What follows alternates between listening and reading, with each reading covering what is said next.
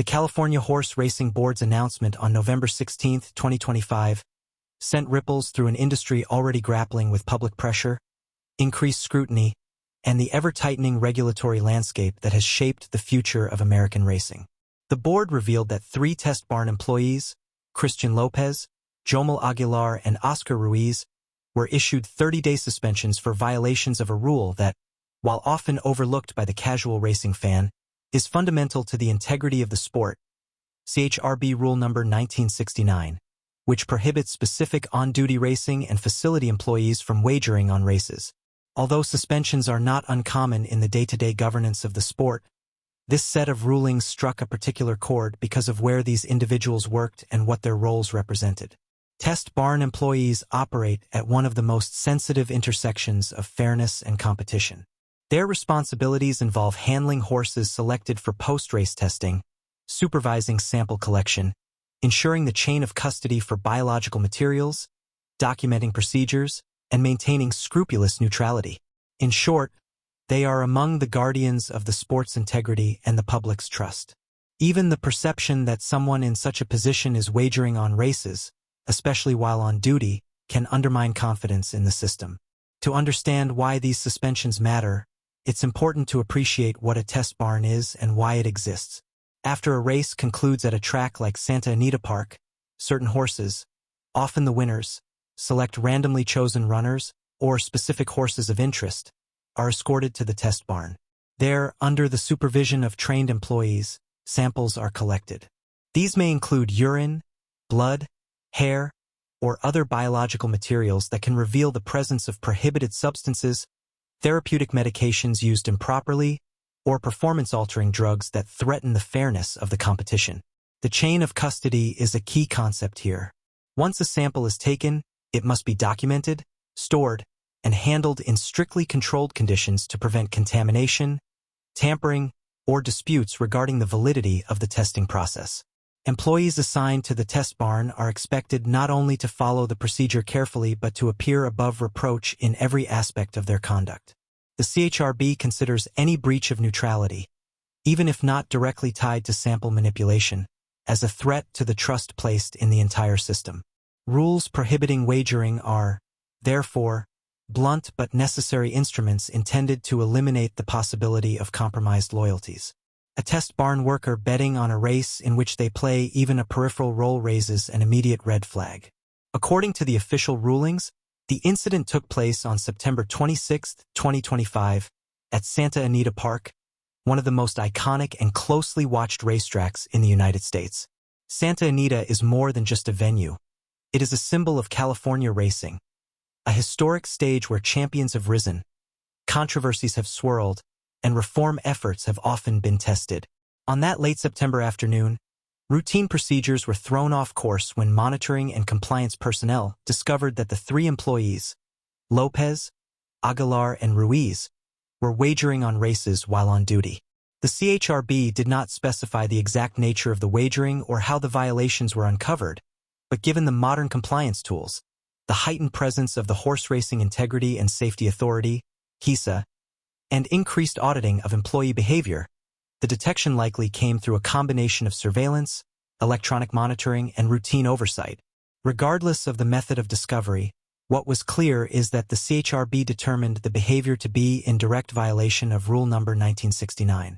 The rule is designed to prevent any conflict of interest, real or perceived, among individuals who hold positions where access to confidential or sensitive information is possible. Even if a wager is on a race in which an employee has no direct involvement, the mere act of betting compromises the appearance of impartiality. The suspensions for Lopez, Aguilar, and Ruiz begin on November 21st and run through December 20th. 30 days may not sound catastrophic, but for workers in a seasonal, shift-based industry where continuity and reputation are crucial, a suspension carries practical consequences. Loss of income, disruption of professional rhythm, and potential damage to future career prospects. More noteworthy, however, is the second component of the CHRB's disciplinary action. Each employee is required to undergo evaluation by the Winners Foundation, a nonprofit organization deeply rooted in the California racing community. Founded in 1984, The Winners Foundation has been a lifeline for countless backstretch workers, jockeys, track employees, and their families. Their mission extends beyond addressing gambling problems. They provide resources, counseling, rehabilitation referrals, and support for individuals dealing with substance abuse, mental health struggles, and lifestyle instability, issues that often intersect in high-pressure, irregular-hour industries like horse racing. By mandating this evaluation, the CHRB signaled that its response is not merely punitive but rehabilitative. Racing has long grappled with the reality that many of its workers operate under stress, financial strain, and cultural pressures that can make gambling temptations difficult to resist. The presence of on-track wagering, immediate access to betting terminals, and the adrenaline-fueled environment of a racetrack can create a volatile combination for someone struggling with self-control or addiction. The requirement to follow the recommendations of the Winners Foundation ensures that, should any of the employees demonstrate risk factors or problematic patterns, they will not return to duty without support systems in place. This step marks a shift from merely punishing rule breakers to addressing deeper underlying issues. This incident did not occur in a vacuum. The 2020s have been a transformative decade for American horse racing, marked by legislative reforms, new oversight bodies, and heightened public scrutiny. The introduction of HISA, the Horse Racing Integrity and Safety Authority, has dramatically reshaped how drug testing, safety standards, and compliance are managed. While HISA focuses on integrity and competition standards at a national level, state bodies like the CHRB continue to enforce state-specific regulations. The presence of 3 HISA test barn employees at the center of this controversy is symbolic. It underscores the expectation that employees working in the highest tiers of integrity enforcement must operate under even more stringent guidelines. HISA's rise has put new pressure on racetracks and their personnel to demonstrate transparency and fairness, and violations like these, especially involving wagering, hit at the core mission of the organization. Whether the employees understood the gravity of their actions or believed the rule to be risks they could take, their decisions have now become an example cited in compliance training sessions and regulatory briefings across the state. It is easy to view cases like this purely through the lens of rulebooks and official statements. However, the individuals involved, Lopez, Aguilar, and Ruiz, are part of a workforce that often labors behind the scenes, far from the glamour perceived by the general public. Test barn employees, grooms, hot walkers, exercise riders, and stable hands form the backbone of the racing industry. They work long shifts, often for modest pay, and their livelihoods depend heavily on reputation, reliability, and relationships. A lapse in judgment, especially involving wagering, can stem from a variety of personal circumstances. Some employees wager casually, without recognizing the severity of the rule. Others may struggle with gambling tendencies.